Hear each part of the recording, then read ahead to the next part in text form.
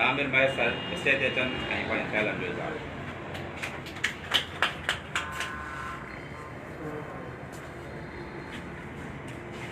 मूं जंग वतन लाइ जोटरी आ मखदूम बिलावल मोटी आ।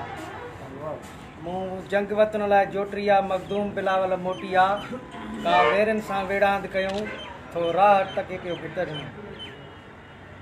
हिन असांजे क़ौमी काज में शिरकत कंदड़ साबिक़ा सिंधी अदबी संगत जो मरकज़ी अॻवान असांजे महबूब साथी या मोहब्बत सैतो साहब ऐं मुंहिंजे इंटरनेशनल प्रेस क्लब जा सथ जा साथियो ऐं जेकी हिते महिमान परे खां कई आया आहियो उन्हनि समेत जीए सिंधुदेश जीए साईं जीएम जीए शहीद सिंधुदेश मोहतरम बशीर ख़ान कुरैशी।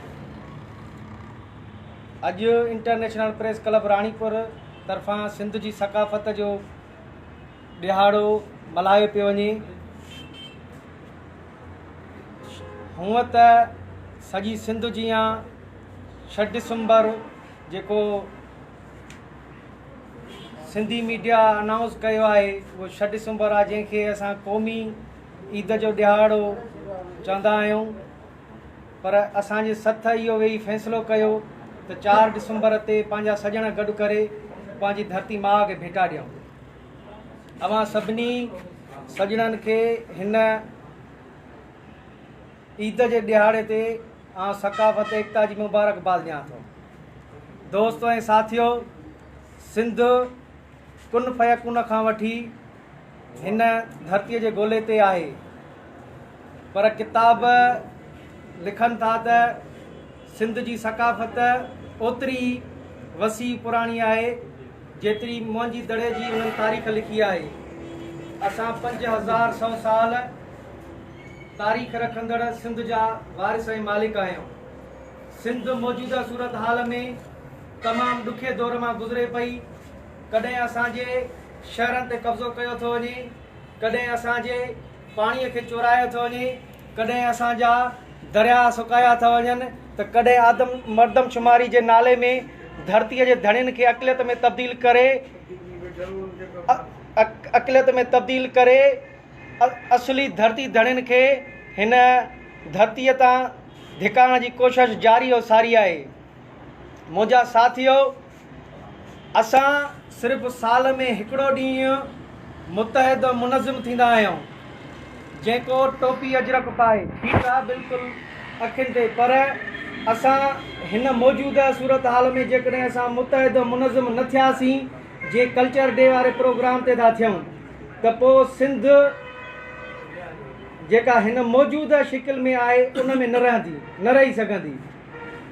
अचो त 6 डिसंबर ते इहो वचन ऐं वाइदो पंहिंजो पाण सां करियूं त जीअं 6 डिसंबर ते असां मुतहद मुनज़िम आहियूं, अहिड़े ई तरीक़े सां सिंध जे वसीलनि जी मालिकी बि मुतहद मुनज़िम थी करे कंदासीं, तॾहिं इहा धरती सलामत रहंदी। जे अक्सर सिंध जे अंदरि इहो मतिलबु जेको नौजवान तबिको आहे या ॿियो को जेको भोतार तबिको पीर मीर वॾेरो उहो लातालिक हिन धरती खां लातालिक बणियो वेठो आहे।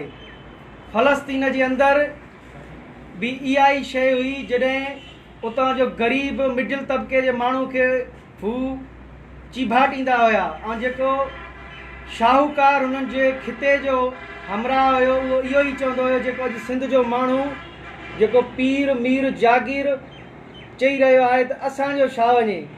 पर तारीख़ गवाह आहे, तारीख़ पाण ॾसे थी त फ़लस्तीननि खां जहिड़े वक़्तु सॼी ज़मीन खसिजी वई त तॾहिं उतां जो जागीर जी पोइ निंड फिटी त हीअ असां छा कयोसीं। सो बाबा असां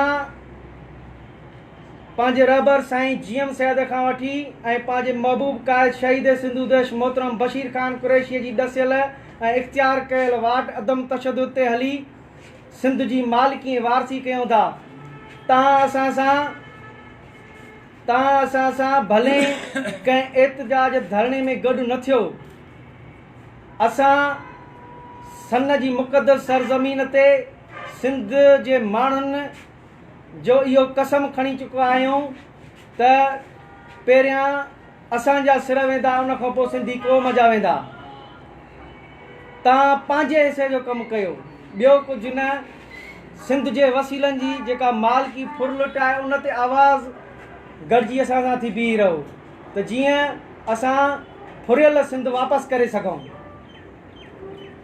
सो तमामु काफ़ी दोस्त वेठा आहिनि जेके पाण बि ॻाल्हाईंदा। मां वरी बि तव्हांखे चवां थो त 6 डिसंबर वांगुरु अचो त पाण में मुतहद एको ॿधी कयूं त जीअं सिंध जी मालिकी ऐं वारसी करे सघूं।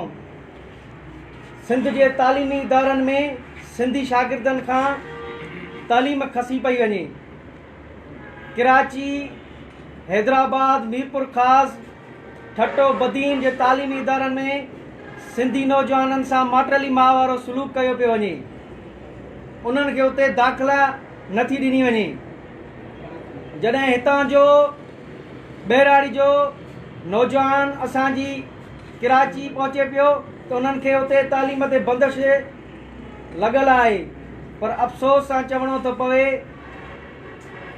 त सिंध जे अंदरि हक़े हाकमियत कंदड़ पीपल्स पार्टी बिलावल भुट्टो ज़रदारी गिलगित में बि वॾो ख़िताब थो चवे त असां सिंध जे तालीमी इदारनि में गिलगिती शागिर्दनि जी मख़सूस कोटा रखी आहे, जॾहिं त हिते सिंध जे शागिर्दनि खे उहो पंहिंजो हक़ नथो ॾिनो वञे। मुंहिंजा साथियो, अचो त गॾिजी पंहिंजो ऐं पंहिंजे ईंदड़ बचनि जे मुस्तक़बिल बचायूं ऐं फ़िक्रमंद थियूं। जेकॾहिं असां अॼु न कयोसीं त पोइ सुभाणे तारीख़ जा असां मयारी थींदासीं। तव्हां सभिनी दोस्तनि जी महिरबानी। आख़िर में ईअं चवंदुमि, हीउ सिर हिकिड़ो पुन लाइ ख़्याशींदे लॼ मरां, हुजनि सिर घणा त वारे वारे सावण ॾियां। अवां दोस्तनि जी महिरबानी।